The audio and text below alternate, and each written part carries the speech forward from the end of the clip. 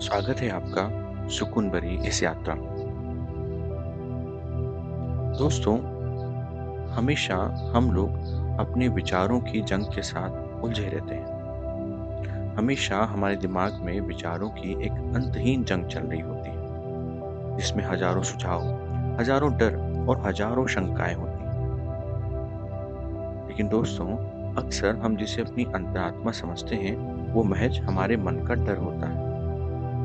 हाँ, आज जानेंगे कि मन के शोर और रूह की उस धीमी आवाज के बीच आखिर फर्क क्या है। बहुत इंपॉर्टेंट बुक्स जो हम बात करते हैं, वो हमें सिखाती हैं कि मन हमेशा लॉजिक और डर की भाषा बोलता है। वो आपको पुरानी यादों में उलझाएगा या भविष्य के लिए डराएगा। लेकिन आत्मा आत्मा की आवाज बहुत शांत होती है। वो स्पष्ट होती है और बिना किसी शर्त के होती है।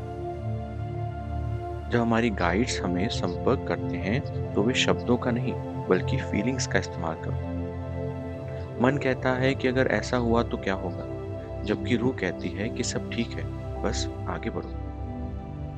मन आपको भीड़ का हिस्सा बनाना चाहता है, लेकिन रूह आपको आपकी असली पहचान की ओर ले जाती है। मन हमेशा क्यों और कैसे की ओर शोर करता है, पर रूह के पास सिर्फ होना होता है। जब आप मौन होते हैं, तभी आप इस महीन अंतर को समझ पाते हैं। तो कैसे पहचानें इस रूह की आवाज को, अपनी आत्मा की आवाज को?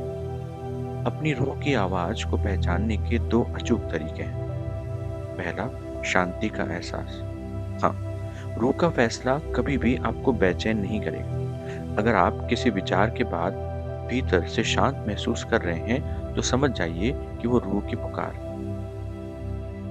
एक और तरीका है बिना तर्क का ज्ञान।